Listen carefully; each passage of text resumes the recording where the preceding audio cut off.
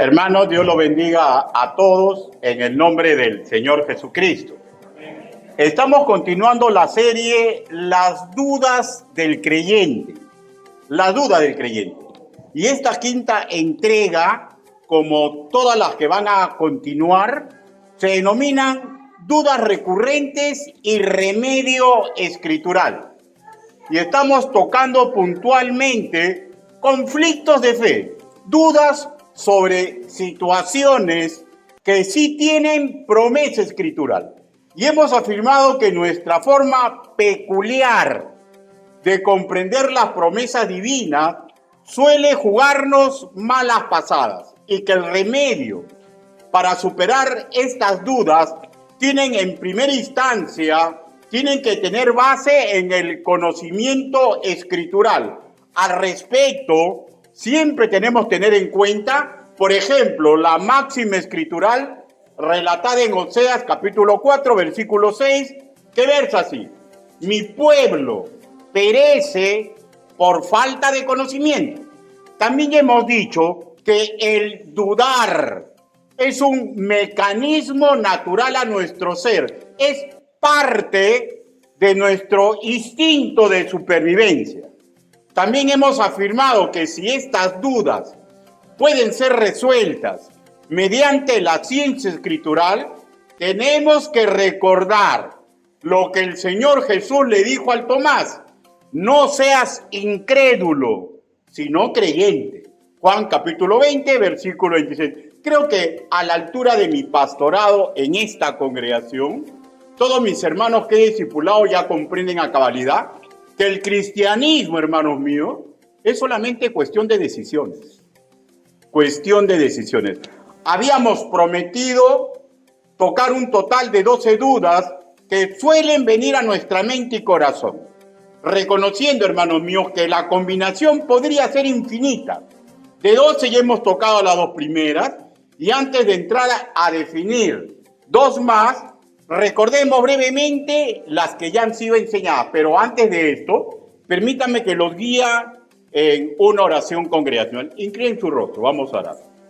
Bendito Padre Celestial, mis hermanos hoy convocados y aquellos que usted ha traído para que escuchen, Señor, y lo alaben en el culto, todos deben de comprender o recordar, Señor, que no existe hombre digno de predicar ni enseñar su evangelio. Señor, pero si usted me ha dado hoy la oportunidad, hable, Señor Yahvé. Permita que el trabajo que he elaborado, Señor, cale profundo en la mente de los que escuchan, Señor. Y ayúdeme, Señor, para cuando el enemigo me ataque y alguna de estas dudas lleguen a mi mente, recuerde, Señor, lo que he elaborado, lo que he estudiado, porque ninguno de nosotros es inmune. Y usted, Señor, maravillosamente siempre nos cuida. Así le pedimos, así le suplicamos, en el nombre del Señor Jesucristo. Amén.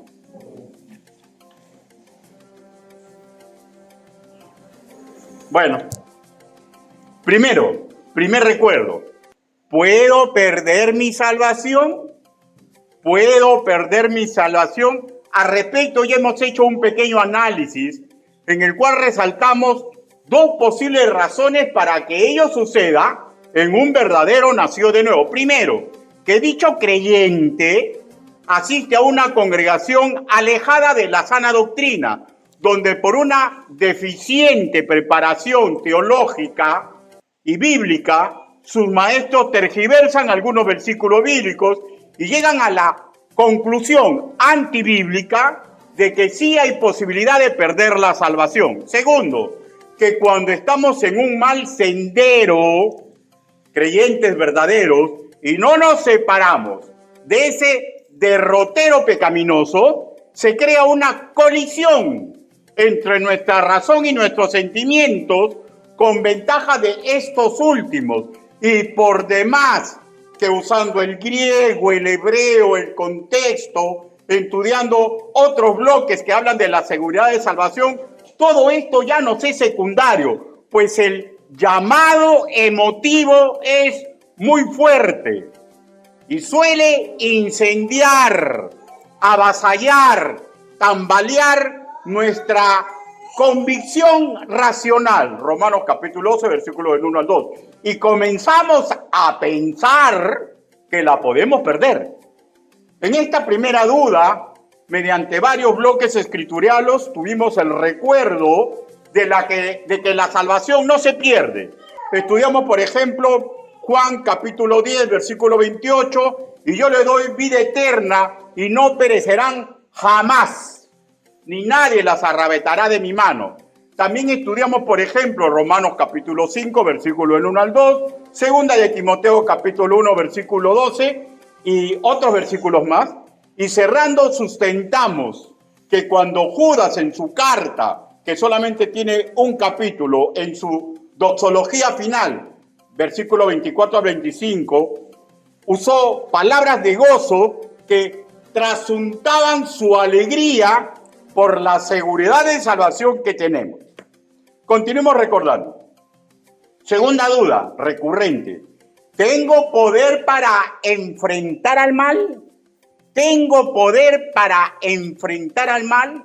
Puntualmente sustentamos que el poder que prometió el Altísimo es una capacidad que va más allá de posibilidad humana, pues nace en Dios mismo, un poder, ¡boom!, depositado en seres humanos que los distingue de los demás.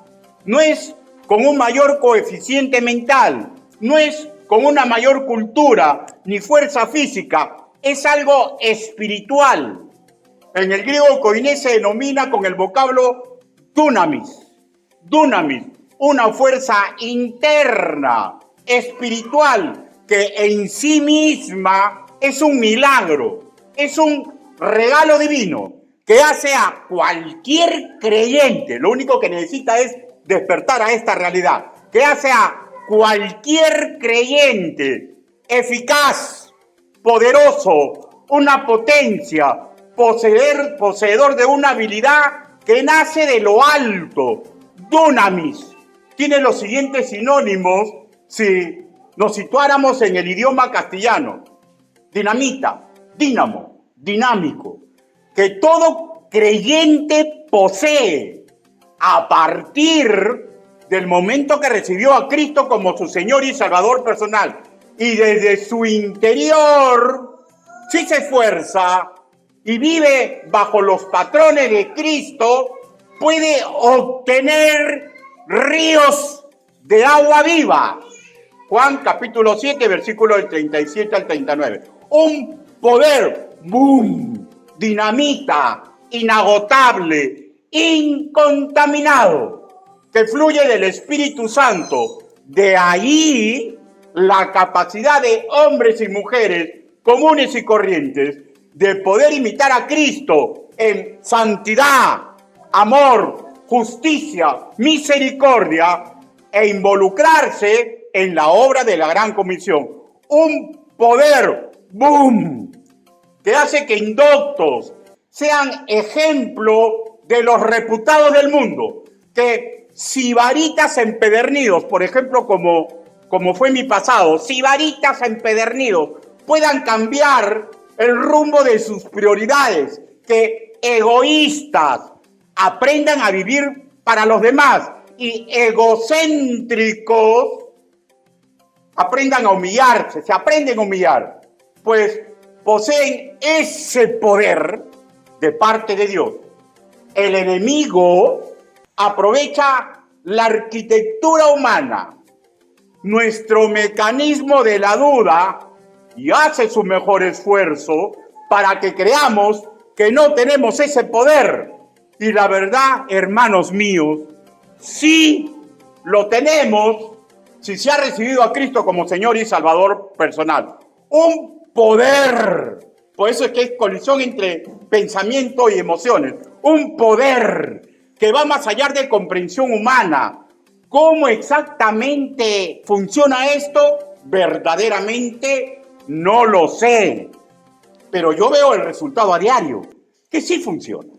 En Salmos, capítulo 139, no busque, escuche, hermano. Capítulo 139, versículo 6, se escribió así. Escuchen, tal conocimiento es demasiado maravilloso para mí. Alto es, no lo puedo comprender.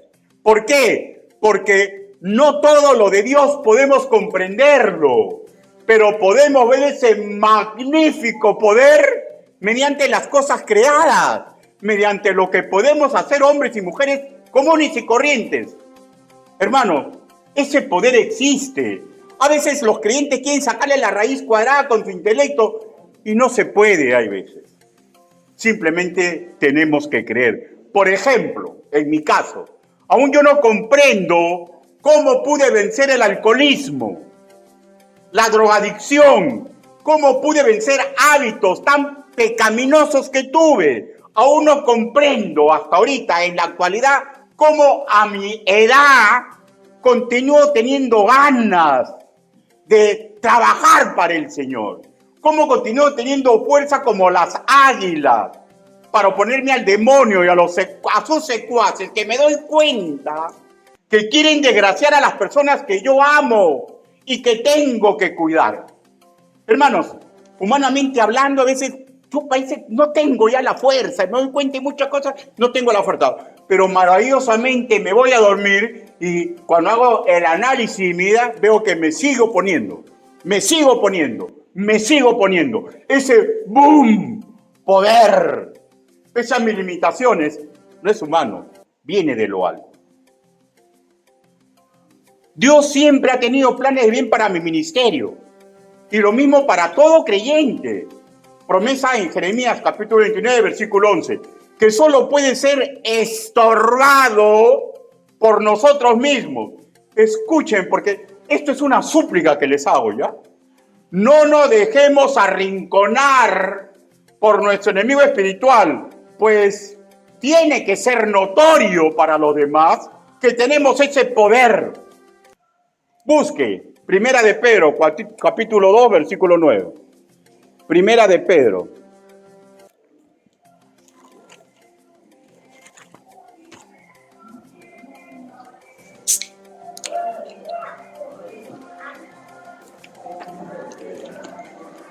Primera de Pedro.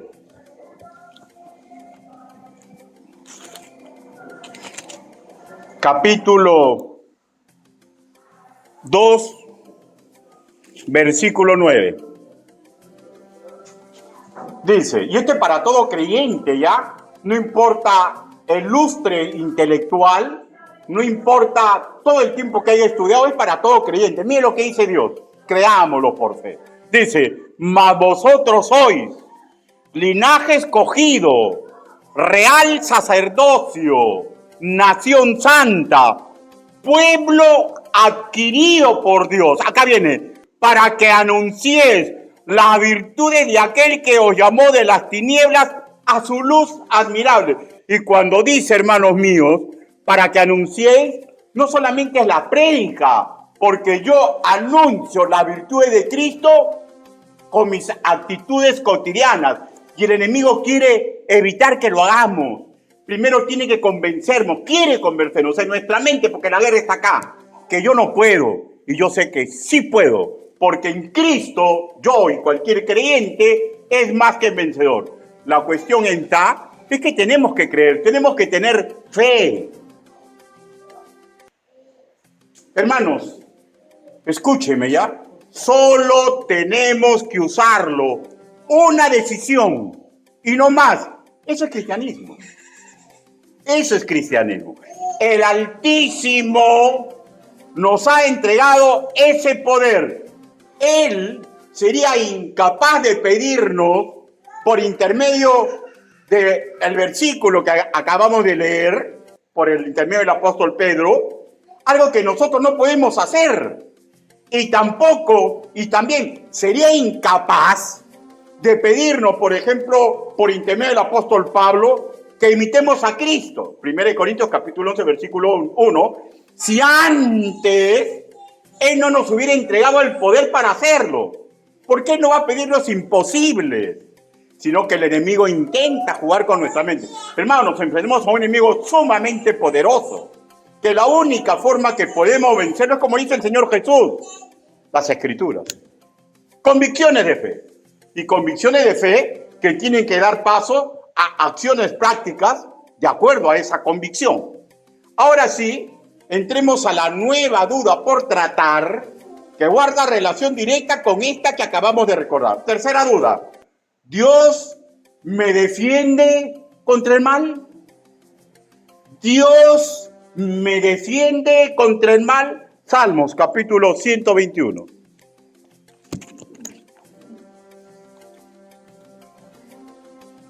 Versículo 7. Tenemos que creer lo que dice la palabra. Dice, ¿lo tenemos?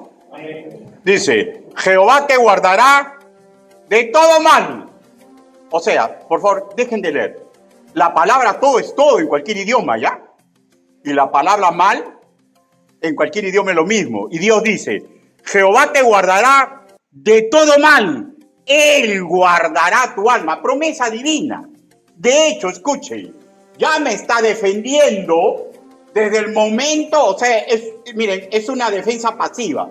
Ya me está defendiendo dándome las virtudes de Cristo y así poder imitarlo y así defenderme de potestades demoníacas infinitamente muy superiores a mi persona, que ellos ven maravillados, ellos ven la realidad, que soy sumamente débil, que soy poca cosa, pero como ya estoy en Cristo, sufren más de la cuenta para vencerme en cada escaramuza, tentación que ellos ponen a mi disposición.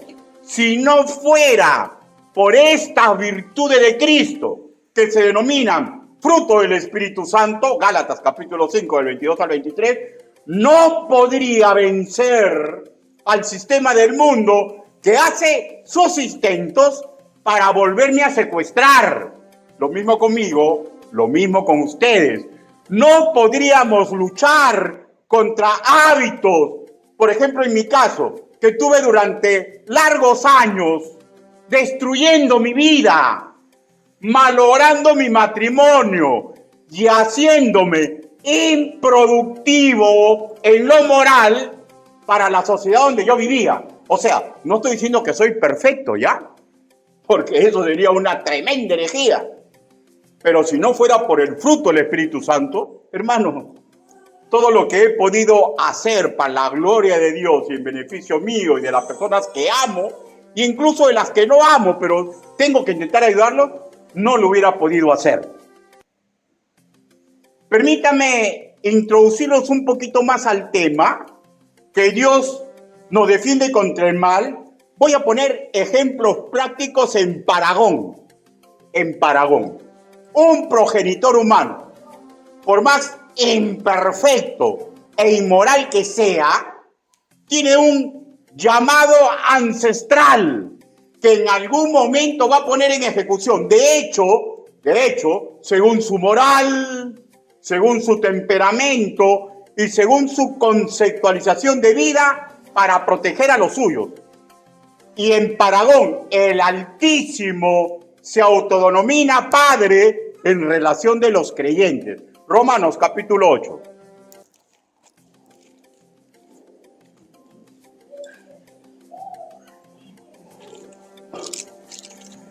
Romanos capítulo 8, versículo del 16 al 17. Miren lo que dice, ¿lo tenemos? Amén. El Espíritu mismo da testimonio a nuestro espíritu de que somos hijos de Dios, o sea, tácitamente nuestro Padre, ¿no es cierto? Y si hijos, también herederos, herederos de Dios y coherederos con Cristo, nuestro hermano mayor, el primogénito, si es que padecemos juntamente con Él, para que juntamente con Él seamos glorificados. O sea, pero rescatemos lo siguiente, Él se autodenomina Padre de nosotros, y la pregunta es, ¿acaso un padre no va a defender a su hijo? Lo defiende hoy, y se proyecta para defenderlo en el mañana. Nuestra diaconisa Jocelyn Escobedo, en su última exposición nos enseñó que deberíamos orar por el futuro de nuestros hijos y no solo por el presente. ¿Acaso Si un ser humano se da cuenta de este hecho y otros seres humanos, sin estudiarlo, simplemente por ese llamado ancestral, intentan hacer eso, ¿acaso podríamos pensar que el Padre Celestial no se va a preocupar por nosotros en el hoy y en el futuro? Yo tengo fe que sí lo hace. ¿Cómo lo hace? Ahí me entrampo, porque no conozco todas las aristas de cómo utiliza su poder. Exactamente, repito, no lo sé, pero por fe sé que lo hace y espero resultados. ¿Por qué, hermanos míos? Porque la fe es la certeza de lo que se espera, la convicción de lo que no veo. ¿Ya? Y esto habla del futuro. Hebreos capítulo 11, versículo 1. Pero no solo, pero miren, el Señor es magnífico maestro, ¿ya? Nos pone muchas figuras literarias para que no haya ningún tipo de duda, ¿ya? No solo se proclama nuestro Padre, sino que nos hace aprender mediante las Escrituras que es nuestro soberano, y no cualquier soberano. Él se da la categoría de Rey de Reyes, ¿ya? Ahora, la historia universal nos ha entregado viriles historias de máximos dirigentes humanos que amaron más allá de lo esperado a su pueblo y nación. Nos ha entregado ejemplos de mujeres que sacrificaron todo por su país. Seres imperfectos que verdaderamente, porque son seres humanos, se pueden haber equivocado mucho e incluso haber cometido una que otra verdadera barbarie. Claro, ¿por qué? Porque solamente Dios es perfecto, pero su amor a su pueblo no ha sido puesto en cuestionamiento por los historiadores. Probablemente los métodos que usaron sí. Ahí, por ejemplo, están los reyes católicos, Isabel I de Castilla y Fernando II de Aragón, siglo XV y principios del siglo XVI. La reina de Inglaterra Isabel I, siglo XVII. Manata Handi, que amó a los indios, o sea, los naturales de la India, pues, ¿no?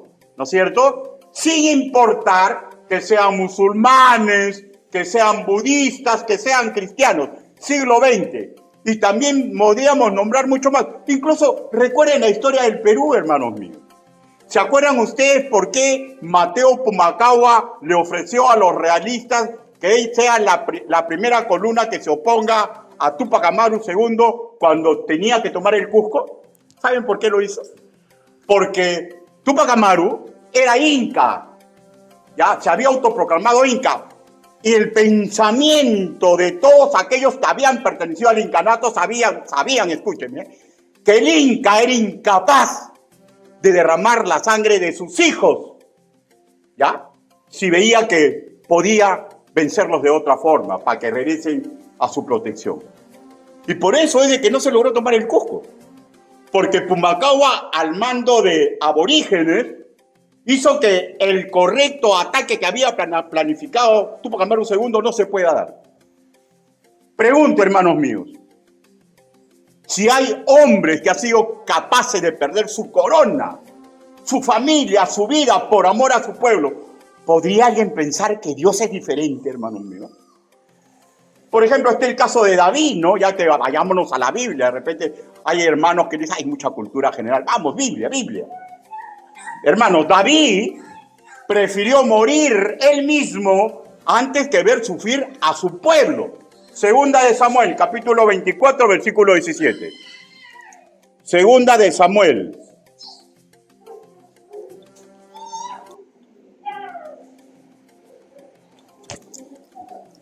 Segunda de Samuel,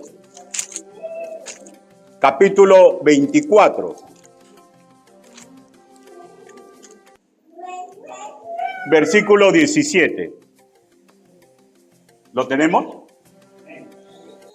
Y dice, y David dijo a Jehová, cuando vio al ángel que destruía al pueblo, miren lo que dijo, yo pequé, yo hice la maldad. ¿Qué hicieron estas ovejas? Te ruego que tu mano se vuelva contra mí y contra la casa de mi padre. Óigame, Es una forma maravillosa de amarnos. ¿Sabes lo que le está diciendo? Le está diciendo a Dios, Señor, ellos no tienen la culpa. Mátame a mí y mata a toda mi familia, pero no mates al pueblo. Óigame, no nos damos cuenta que si hay seres humanos que son capaces de amar así, ¿cómo alguien podría pensar que Dios tiene un amor inferior hacia nosotros? ¿O nos recordamos? Porque de tal manera amó Dios al mundo, que ha dado a su Hijo unigénito, para que todo aquel que en Él crea no se pierda, mas tenga vida eterna. ¿Ya? ¿Cómo no nos va a defender? Pero continuemos con las similitudes. Ojalá que usted conozca a jueces justos, que aman el derecho, y sí que existen, que resuelven a favor de quien verdaderamente tiene la razón, y así cuidan a otros seres humanos. La formación en fe del Altísimo siempre buscó, por ejemplo, formar hombres de leyes justos y misericordiosos. ¿Cómo lo sé? Porque está el rastro escritural. Deuteronomio capítulo 10, versículo 18, Deuteronomio capítulo 24, versículo del 17 al 21, Santiago capítulo 1, versículo 27. Pregunto, ¿es que acaso Dios es un juez injusto? No, para nada. Busque Salmos capítulo 5, versículo 12.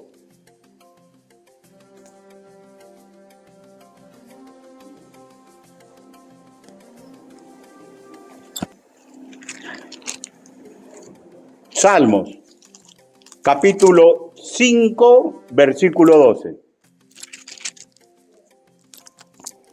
Dice, porque tú, oh Jehová, bendecirás al justo, como con un escudo lo rodearás de tu favor. O sea, un juez perfecto, ¿ya? Pero hay más, ¿no?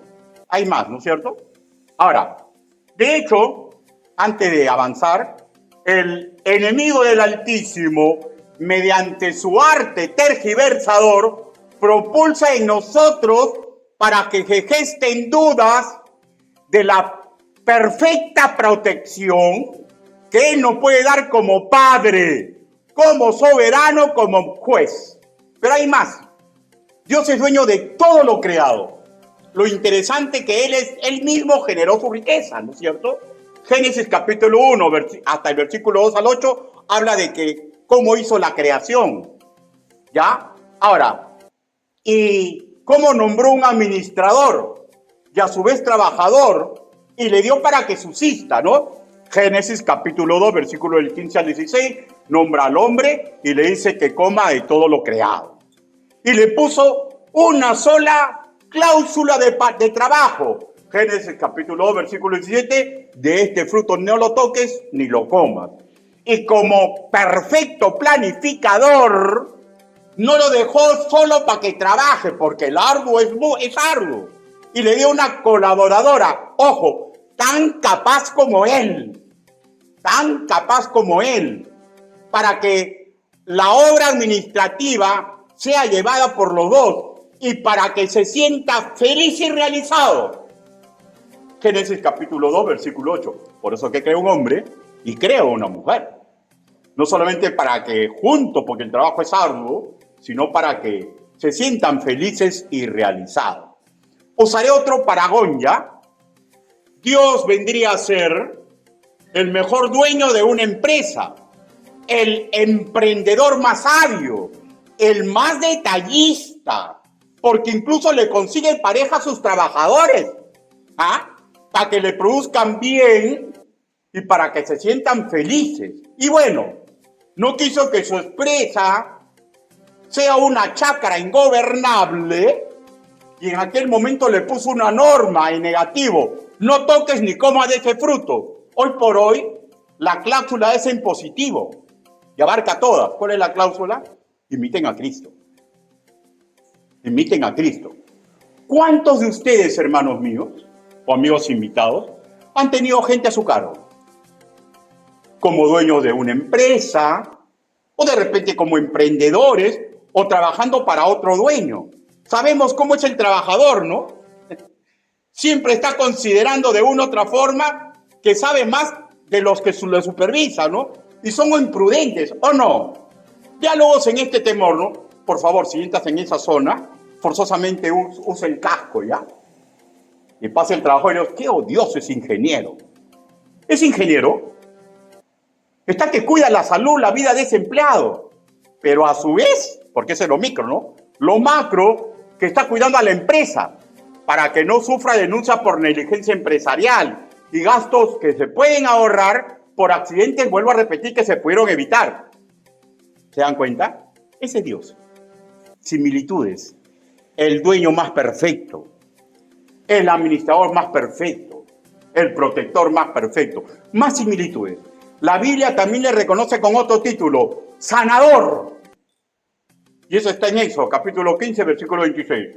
Y todo buen doctor, todo buen psicólogo, hace un esfuerzo para sanar o curar a sus pacientes. Es que, ¿acaso podríamos decir que Dios es menos sensible que un doctor? ¿Es menos sensible que un ingeniero, que un psicólogo? Ojo, en todo lo que yo les he dicho, Él puede usar milagros, porque es dueño todopoderoso. Pero la usanza más normal para que nosotros crezcamos es su enseñanza. Así que Él es maestro para sanarnos, para cuidarnos, para protegernos mediante su educación. Y si somos el faraón de doctor, ¿ya? Él entrega recetas escriturales. ¿Qué culpa tiene él? Pues que el paciente no quiere usar la receta. ¿No es cierto? Claro que Dios me defiende del mal. No es un Dios lejano. Él mora en mí, en la persona del Espíritu Santo, según de Corintios capítulo 1, versículo 1, versículo 22. Dice la Biblia que la tierra es estrado de sus pies. Isaías capítulo 66, versículo 1. ¿De dónde podemos sacar que es un Dios lejano? Es el ataque del enemigo a la mente del creyente. Ay, Dios está tan lejos. Dios no se acuerda de mí. ¿Por qué me habrá olvidado? Eso le pasó hasta a David. Pero su palabra es verdad. Su palabra es verdad. Isaías, capítulo 41, versículo 10. Isaías, capítulo 41.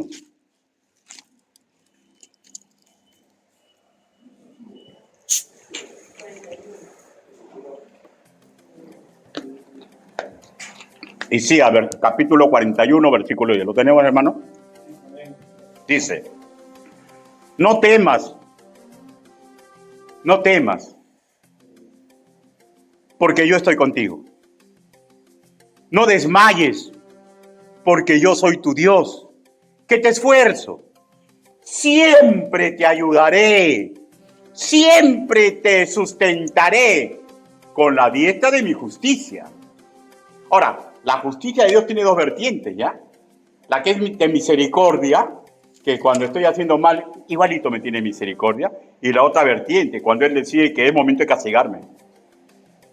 Pero siempre me va a sustentar. Pregunto, ¿y si es conmigo, acaso será diferente con usted? Él es el más grande educador. Él me va a cuidar como nadie me puede cuidar, ¿ya? Él es un perfecto estratega, perfecto planificador. Es más que un aliado fiel. Las escrituras dicen así, encomienda a Jehová tu camino y espera en Él, y Él lo hará. El camino no es el futuro, el camino no es el pasado, el camino es en cada momento voy poniendo la planta de mi pie. ¿Ya? Y eso está en Salmos, capítulo 37, versículo 5. El demonio, hermanos míos, desea que desconfiemos. Nosotros necesitamos dar el paso de fe y confiar en Yahvé Jireh, que proveerá. Lo que nos lleva a la cuarta duda que hoy vamos a tratar. ¿Por qué sufrimos los creyentes? ¿Por qué sufrimos los creyentes? En línea general, todo el género humano sufre. Voy a hacer el espectro más amplio, ¿ya? Toda la creación sufre, ¿ya? pero no es una situación que así fue desde el principio. Pero la muerte y los sinónimos, pobredumbre moral, abuso de la ley por el más fuerte, enfermedades, plagas, multiplicación de antes que no era conocido, la maldad en el ser humano, asesinatos, amor corrupto, explotación, todo tiene el mismo inicio, la caída del ser humano. Ahí empezó todo. Antes no era así. Romanos, ¿cómo lo sé? No es filosofía, ¿ya? Es verdades bíblicas. Romanos capítulo 5.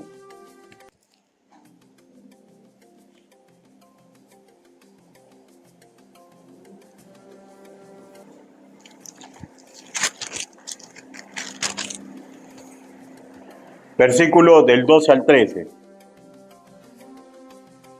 Todo lo que ustedes han escuchado es producto del pecado. Las escrituras dicen que hasta la creación gime por el pecado original. Romanos capítulo 5, versículo del 12 al 13 dice: por tanto, como el pecado entró al mundo por un hombre y por el pecado la muerte, así la muerte pasó a todos los hombres por cuanto todos pecaron. Versículo 3 en su primera parte. Porque antes de la ley había pecado en el mundo. O sea, antes que el Señor le entregue las tablas a Moisés, el pecado ya existía. El pecado está cuando Adán confirmó y bueno, pues no, comió del fruto que estaba prohibido. La creación antes de eso había sido declarada buena en gran manera. Génesis capítulo versículo 31. Pero mutó y se agregó cardos, espinas, abrojos. Génesis capítulo 3 versículo 18. Y esto, hermanos míos, afectó a las familias antediluvianas de la línea genealógica de Set. Afectó a la congregación resultante de las 12 tribus de Israel y nos afecta a nosotros los creyentes en Cristo Jesús. Nos afecta por igual con el resto de la humanidad, porque toda la humanidad procede de Adán. El mundo, a todo ser vivo, ¿ya? Le trae aflicción. Juan, capítulo 16. Juan, capítulo 16.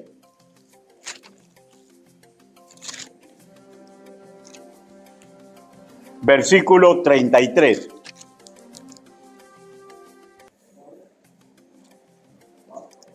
Juan, capítulo 16, versículo 33. ¿Lo puedo leer?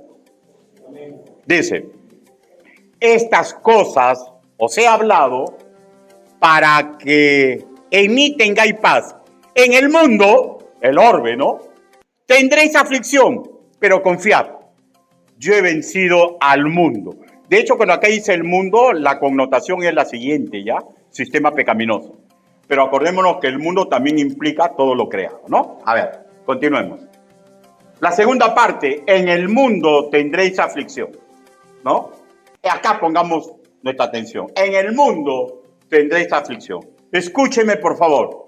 No solamente el sistema pecaminoso, ¿ya?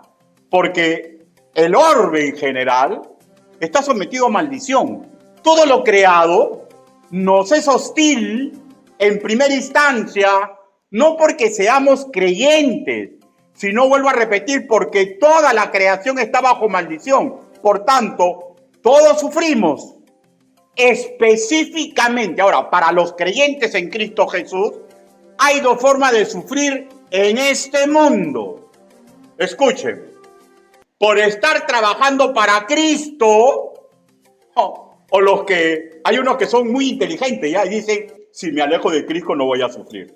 Pero no es así, porque se sufre por estar trabajando por Cristo o por estar alejado de trabajar para Él. Es una decisión nomás cómo voy a sufrir. Pero que va a sufrir, porque está en el mundo. ¿Ya? Ahora, los que elijan la segunda opción, escúchenme por favor. Juan capítulo 15, versículo 5, en su primera parte nos dice, yo soy la vid, vosotros los pámpanos. Ahora, en la última parte de Juan capítulo 15, versículo 5 dice, separado de mí, o sea, mejor dicho, sin esforzarnos para llevar fruto para Él, dice, nada podréis hacer. O sea, hay muchos que se engañan ya, que se dan cuenta que cuando se alejan de trabajar para Cristo, de formularse para Él, comienzan a ver buenos resultados en su vida, pero solamente es algo fugaz en neblina, porque Dios no se equivoca. Él dice, nada bueno vas afuera. O sea, ¿eso qué significa? Que vaya un momento en que ¡pum!, te vas a golpear y vas a ver tu mundo tambalearse. Ese mundo que estás creando por una neblina. Ahora, y uno dirá, ay, entonces, como creyente, hermano mío, también se sufre. Sobre esta parte traduzco ya en hechos. Si nos neutralizamos para lo noble, lo justo, lo verdaderamente valioso, ¿ya? Eso va a tener consecuencia final. ¿Por qué? Porque por más que podamos ganar el mundo y tener un sinnúmero de títulos y todo el dinero del mundo, todo eso se va a quemar como hojarasca cuando se abran los libros de nuestra vida. Claro, en ese entonces, pero en este mundo le es un certificado. Usted va a gozar dolorosamente de haberse alejado de Cristo. Y usted dirá, pastor, ¿y usted cómo sabe? ¿Por qué? ¿Me está maldiciendo? No, estoy diciéndole lo que pasó en mi vida. Porque es imposible correr en contra de las profecías que Dios da mediante su palabra. Ahora, y los que hayan elegido trabajar para Él, en las buenas y en las malas, escucha esta verdad puntual, ¿ya? Escucha esta verdad puntual. Primera de Pedro, capítulo 1, versículo del 6 al 7. Uno puede decir, ay, qué bien, ahora, entonces yo puedo trabajar. A ver, vamos a ver. Primera de Pedro,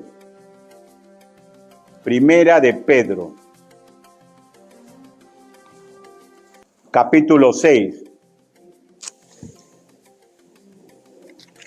versículo del 6 al 7. ¿Ah? Primera de Pedro, capítulo 1. Perdóneme.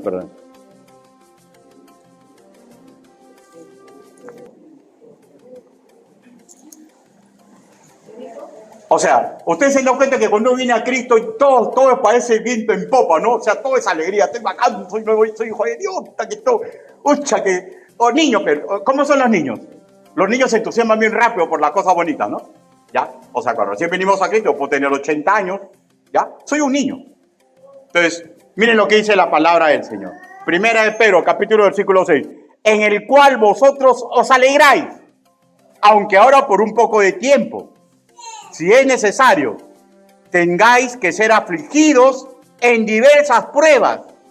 O sea, ¿qué está diciendo la palabra? Hermano, si yo estoy en Cristo, Dios va a permitir pruebas en mi vida. Dios va a permitir pruebas. Las pruebas son dolorosas. Las pruebas arrancan dolor.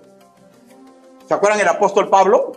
El apóstol Pablo, una persona, él quería servir a Cristo. No lo hacía no lo hacía porque no quería sufrir, ¿eh? Él quería servir a Cristo. Y él se dio cuenta que tenía un aguijón en la carne, un mensajero del diablo. Él decía, si logro vencer esto, voy a ser fuerte para el Señor. Pero no solo método de Dios. Dios le dijo, bástate mi gracia. Y le dejó el aguijón. ¿Se acuerdan Job? ¿Qué hizo malo Job? Y Dios lo probó. ¿Y saben lo que dice la Biblia? Que hay un horno de aflicción. Isaías capítulo 48, versículo 10. Pruebas que hace el alfarero divino. ¿Es malo? No. Él es bueno en todo. Sino que mi intelecto, que es maravilloso porque soy ser humano, no lo puedo comprender. Pero Él es el alfarero divino. Él moldea mi carácter y usa pruebas y sufrimientos intensos para sacar lo mejor de mí. Porque el oro, hermanos míos, refinado, tiene que ser quemado a fuertes temperaturas para que salga lo mejor de él. Y con usted y con mi persona no es diferente. Dios es dueño de los métodos. Dios es el dueño de los tiempos. ¿Saben de qué soy dueño yo? Escúcheme ya, y espero que usted comprenda ya. Yo soy dueño solamente de esta decisión en este momento. Y maravilloso es cuando en ese momento elijo servir a Cristo. Y así no estorbo lo que Él va a hacer conmigo un segundo después y mañana. ¿Me asegura esto que no voy a sufrir? No. Asegura nomás que yo estoy eligiendo sufrir por estar pegado a Cristo que por estar alejado de Él. Y punto. Este es Evangelio. La verdad cruda, pero real. ¿Ya?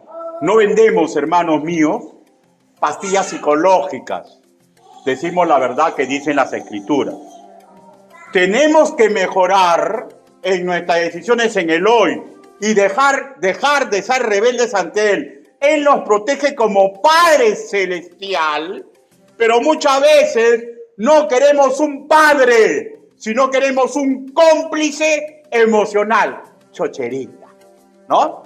Él nos cuida como soberano perfecto y todopoderoso, pero muchas veces no queremos un rey de reyes, sino que queremos alguien que no norme en nuestra vida, queremos un pelele sentado en un trono. Él nos cuida como juez sabio e insobornable, pero nosotros muchas veces deseamos un juez corrupto que nos ayude a salirnos con nuestros deseos.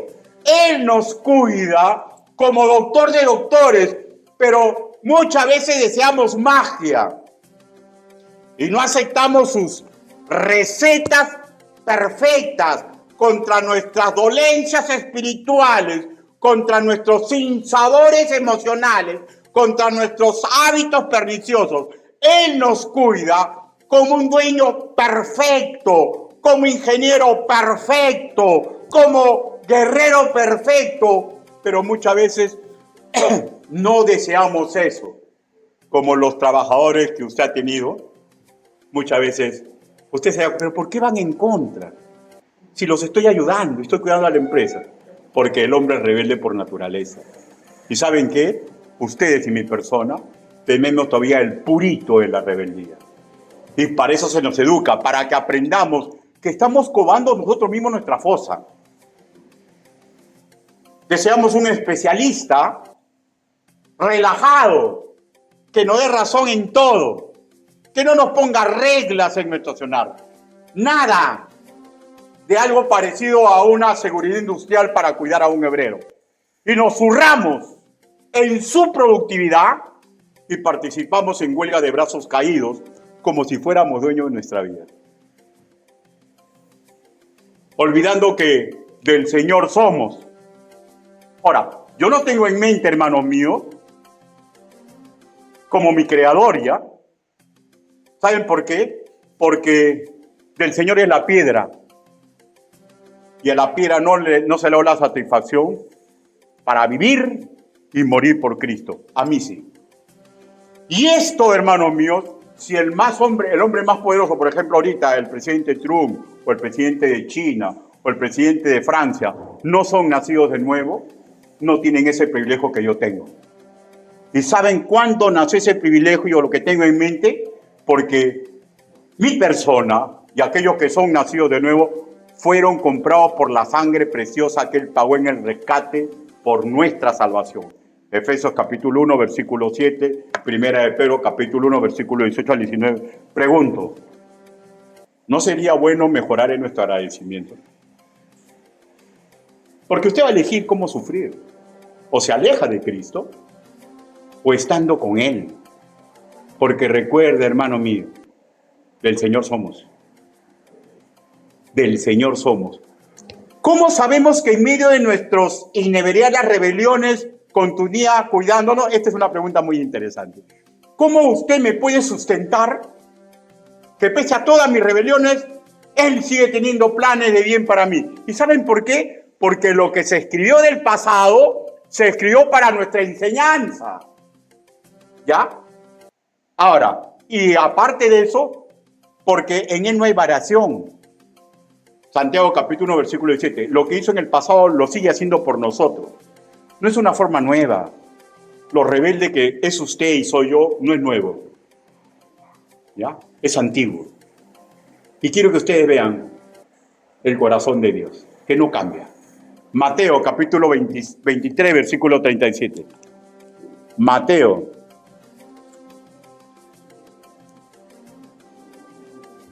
Mateo capítulo 23, versículo 37.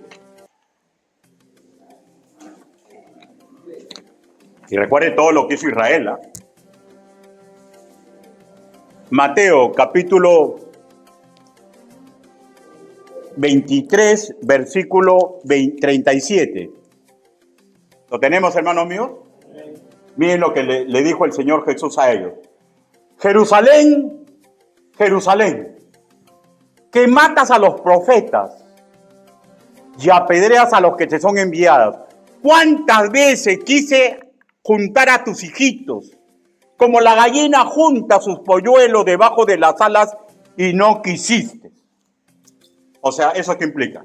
Hermano, Dios siempre está intentando cuidar al creyente, pero ese creyente no se quiere dejar cuidar, porque no quiere un soberano, no quiere un padre, no quiere un general en jefe, no quiere que Él lo cuide con esa perfección.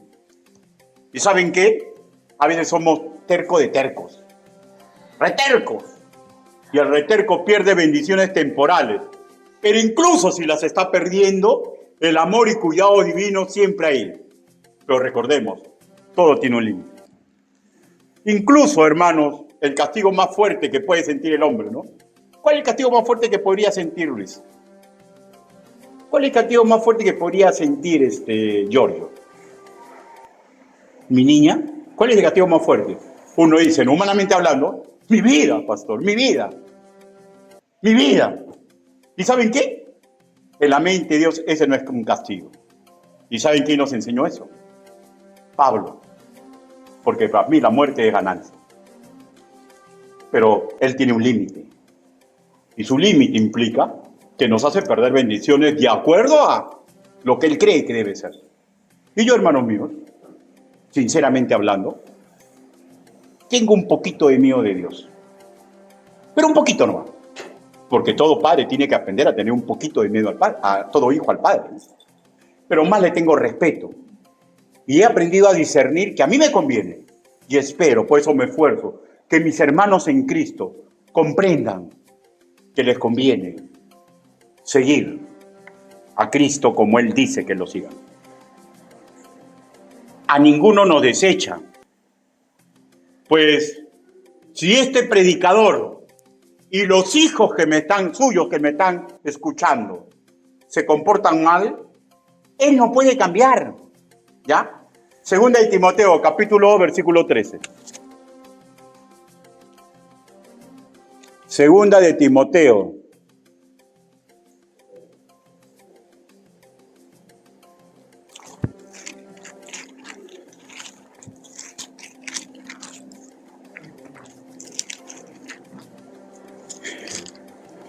Capítulo 2, versículo 13. Dice,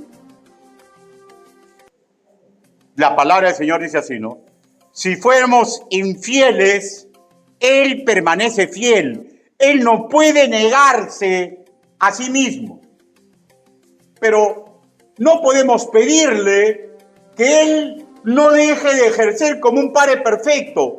No podemos pedirle que Él deje de ejercer como un juez perfecto. No podemos pedirle que Él deje de ejercer como un emprendedor perfecto. No podemos coartar su perfección.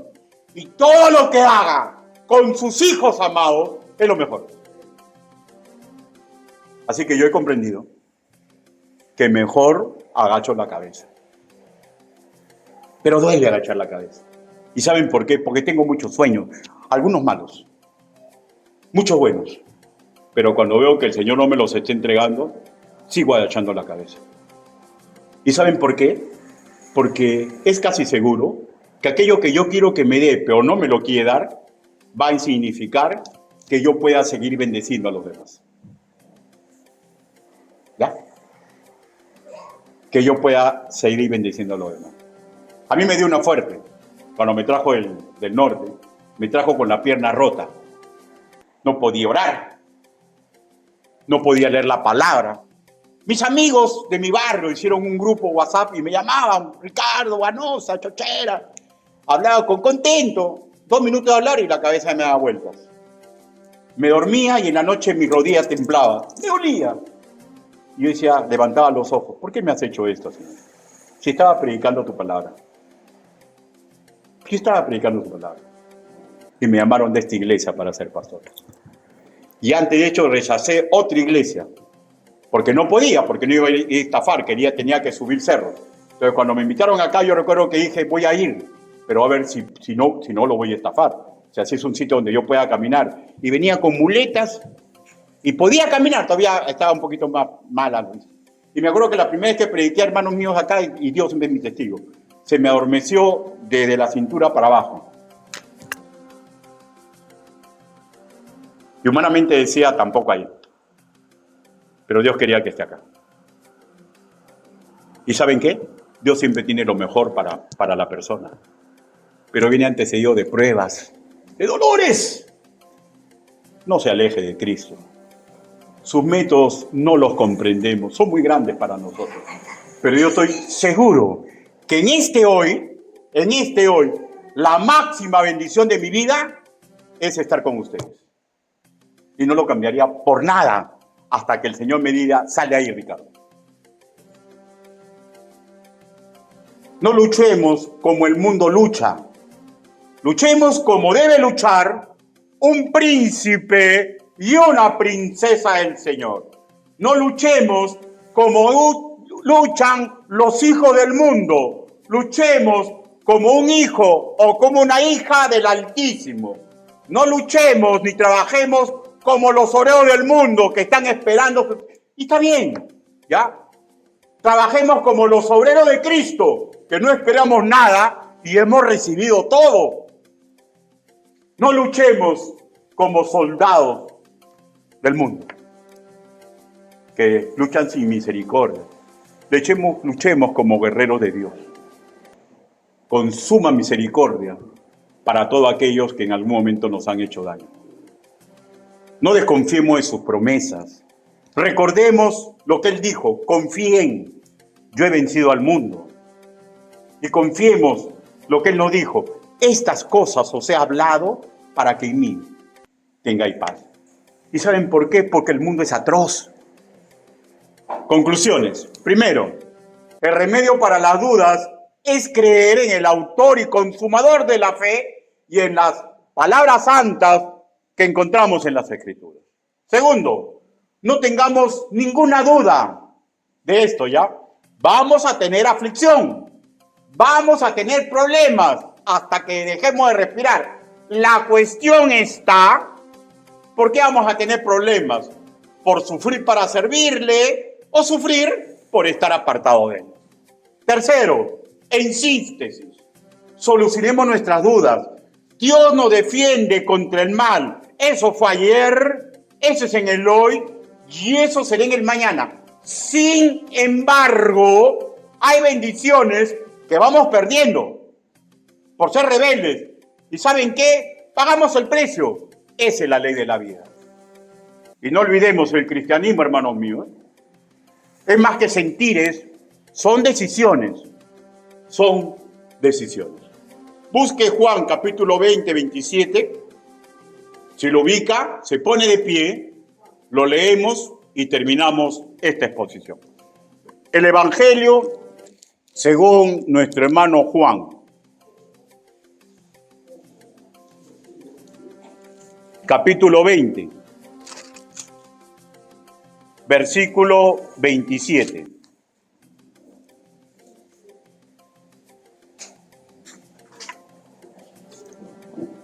¿Lo tenemos?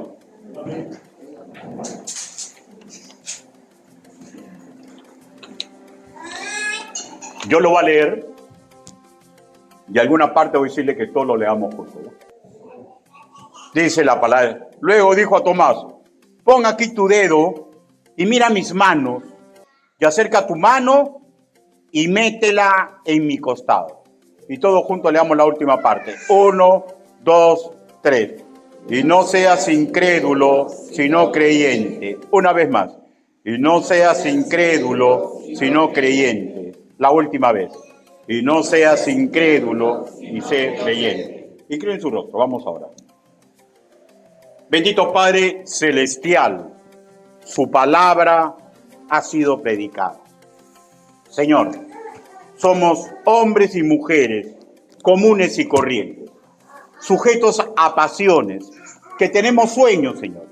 Ayúdenos, Padre Santo, para que nuestras dudas sean resueltas con su palabra. Ayúdenos, Señor, a ser seres de decisiones. Ayúdenos, Señor, para que nuestros sentimientos, Señor, y nuestros sentires no nos alejen de la ruta correcta. Sabemos, Señor, que vamos a sufrir. Ayúdenos, Padre, para que el mañana, Señor, podamos con mucha alegría decir gracias, Señor. Gracias, Padre, porque me permitiste sufrir por la gloria y la honra de tu santo nombre. Quiero hacer una invitación. Si hay alguno de ustedes que aún no ha recibido a Cristo como su Señor y Salvador y desea conocer cuál es la forma de recibirlo, si ese es su deseo, por favor, levante su mano para que en 10 minutos, a solas, alguien le pueda explicar ese camino. ¿Alguien desea recibir a Cristo como su Señor y Salvador personal? Levante su mano, por favor. ¿Alguien desea recibir a Cristo como su Señor y Salvador personal? Ahora quiero hacer otra invitación. ¿Está luchando con su duda? ¿Desea que oremos por usted? Si ese es su caso, levante su mano inmediatamente abajo. Dios te bendiga. ¿Alguien más? Dios te bendiga. ¿Alguien más? Vamos a orar. Bendito Padre Celestial, Señor, le damos gracias por las manos que fueron levantadas. Usted sabe cuál es la duda que tiene. Ayúdelos, Padre, porque su palabra nos da respuesta para cualquier duda doctrinal. Señor, y aquellos que no han levantado la mano, Señor, ayúdenlos, porque tarde o temprano van a ser pedidos para ser salvadores. Ayúdelos, Padre, porque se están constituyendo en la base de esta congregación. Ayúdelos, Señor, porque cuando el enemigo se dé cuenta que están creciendo correctamente, los va a intentar tumbar. Y usted, Señor, sabemos, va a permitir esa cosa. Ayúdelos, Señor, para que salgan mejor que el oro más fino. Y para que nuestra congregación, Señor, sea una joya suya, Señor, entre esos hombres. Así le suplicamos, así le pedimos, en el nombre bendito, precioso y poderoso del Señor Jesucristo. Amén. Hermanos, Dios los bendiga.